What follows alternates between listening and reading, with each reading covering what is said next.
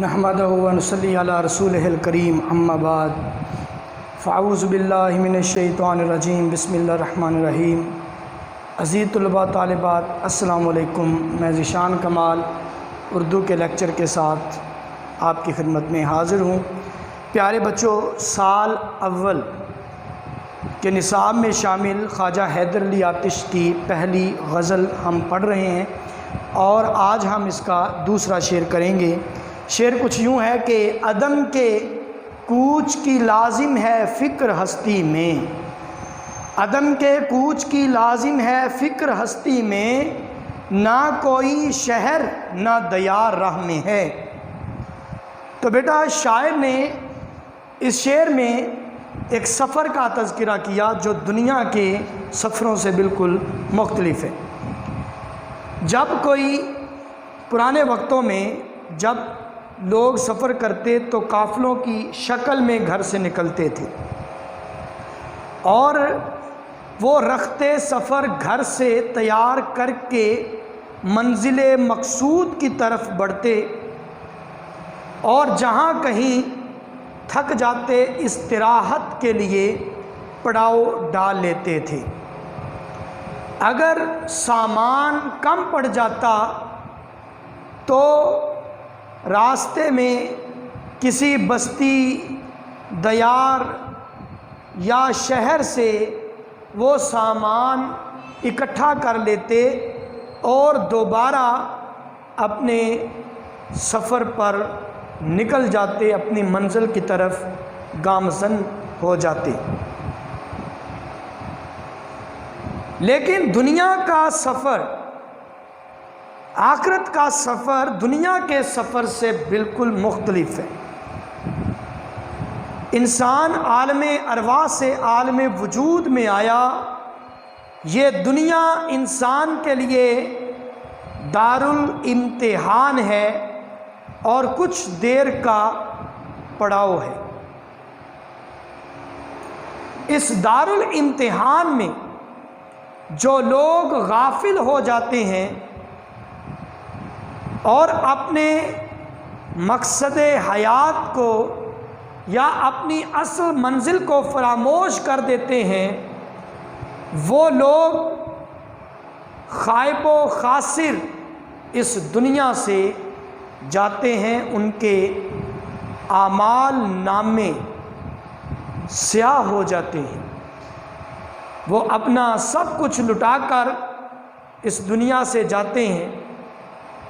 دم آخر انہیں احساس ہوتا ہے کہ جس دنیا میں وہ دل لگا کر بیٹھ گئے، اس کی حقیقت تو خواب سے زیادہ کچھ بھی نہیں تھی، یہ تو سب سراب تھا، یہ تو سب دھوکہ تھا، اور ہم اس دنیا کی رنگینیوں اور رعنائیوں کے سراب میں اس قدر کھو گئے کہ اپنا مقصد بھی یاد نہ رہا۔ اس وقت پچھتانے سے کچھ حاصل نہیں ہوگا، اس لیے آخرت کا سفر کرنے سے پہلے ہمیں اپنے آپ کو تیار کرنا ہے۔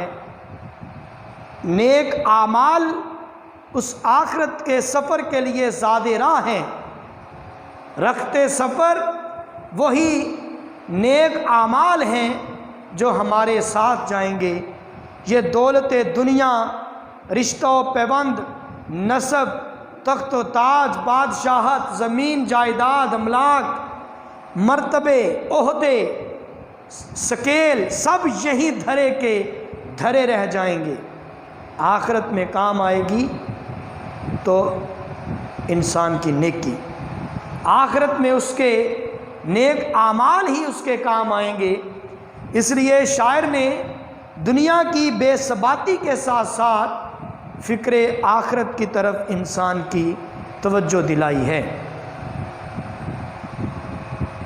شاعر کہتا ہے عدم کے کوچ کی لازم ہے فکر ہستی میں، کہ آخرت کے سفر کو نکلنا ہے، آخرت کے سفر پر جانا ہے، تو اسی دنیا میں ہمیں اس سفر کے لیے اپنے آپ کو تیار اور مستعد کرنا ہے، اپنے آپ کو تیار کرنا ہے اپنے اعمال کے ذریعے۔ اللہ تعالیٰ قرآن میں فرماتا ہے کہ قسم ہے زمانے کی، والعصر، قسم ہے زمانے کی، ان الانسان لافی خسر، کہ بے شک انسان خسارے میں ہے، انسان گھاٹے میں ہے۔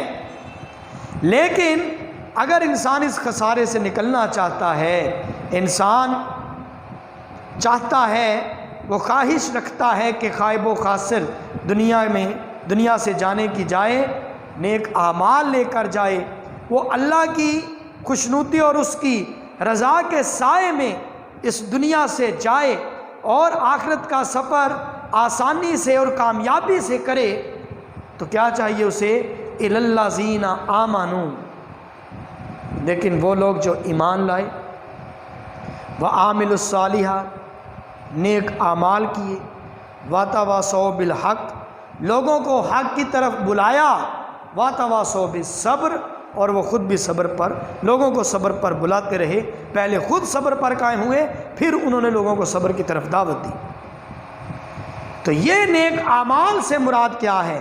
کہ سب سے پہلے اللہ پر ایمان، رسول اللہ صلی اللہ علیہ وسلم کی ختم نبوت پر ایمان، انبیاء پر ایمان، کتابوں پر ایمان، کتابوں پر، یوم آخرت پر ایمان، ملائکہ پر ایمان، اور پھر نیک اعمال یعنی حقوق اللہ بھی ادا کیے اور حقوق العباد ادا کرنے کی کوشش بھی کی۔ حقوق العباد اور حقوق اللہ، پھر حق اور باطل کا جہاں بھی مارکا ہوا انہوں نے حق کا ساتھ دیا، وہ باطل کے خلاف کھڑے ہوئے، حق کے ساتھ کھڑے ہوئے اور لوگوں کو حق کی دعوت دی، اور پھر خود بھی صبر پر قائم رہے، کیونکہ ان اللہ مع صابرین، اور لوگوں کو بھی صبر پر قائم رہنے کی تلقین کی۔ تو یہ وہ باتیں ہیں، یہ ہے رخت سفر آخرت کے لیے، یہ ہے زاد راہ آخرت کے سفر کے لیے۔ لیکن انسان کو سوچنا ہے، اپنے مقصد حیات اور اپنے نصب العین کے بارے میں غور و فکر کرنا ہے، اس دنیا کی محبت کو دل سے نکالنا ہے، کیونکہ دنیا کی محبت انسان کو کہیں کا نہیں چھوڑتی۔ دنیا کی محبت اس دنیا میں بھی، زندگی میں بھی انسان کو تکلیف دیتی ہے، انسان کو دکھ اور رنج و الم پہنچاتی ہے، اور آخرت کا سفر بھی اس کے لیے مشکل، کٹھن، ادھک اور دشوار بنا دیتی ہے۔ اس لیے غور و فکر کرنا ضروری ہے، ہم کہاں سے آئے، ہم کیوں آئے، ہمیں کیوں پیدا کیا گیا، ہمارا مقصد کیا ہے، ہمارا نصب العین کیا ہے، ہمیں اللہ تبارک و تعالیٰ نے اشرف المخلوقات کیوں بنایا، اور ہم اللہ کی رضا اور اس کی خوشنودی کیسے حاصل کر سکتے ہیں، پھر اس کے مطابق ہمیں زندگی گزارنی ہے۔ موت سے کس کو مفر ہے مگر انسانوں کو پہلے جینے کا سلیقہ تو سکھایا جائے، پہلے جینے کے آداب آنے چاہیے تاکہ آخرت میں کامیاب ہو سکیں، اللہ کے حضور سرخرو ہو سکیں، اس کی رحمت کے مستحق بن سکیں۔ یہ دنیا تو ایک خواب جیسی ہے، یہ دنیا کی کیا حقیقت ہے؟ کوئی بھی شخص جو دنیا میں آیا اس کو ضرور اس دنیا سے جانا ہے۔ جسم و روح کا یہ رشتہ، جسم و روح کا یہ تعلق ہمیشہ کے لیے نہیں ہے، یہ جام ٹوٹنا ہے ایک دن۔ اس لیے اسی دنیا میں ہمیں تیاری کرنی ہے، کیوں؟ کیونکہ جب موت آ گئی تو پھر ہمیں مہلت نہیں ملے گی۔ یہ زندگی مہلت ہے، یہ زندگی کا عرصہ ہی ہمارے لیے مہلت ہے، اللہ کی خوشی اور اس کی رضا حاصل کرنے کا، زاد سفر تیار کرنے کا، زاد راہ تیار کرنے کا یہی وقت ہے، یہی مہلت ہے، ورنہ پھر راستے میں ہمیں کوئی مہلت نہیں ملے گی۔ یہ دنیا کے سفر جیسا عام سفر نہیں ہے کہ راستے میں کوئی شہر آ جائے گا یا کوئی بستی آ جائے گی اور ہم وہاں سے رخت سفر تیار کر لیں گے، ایسا نہیں ہوگا۔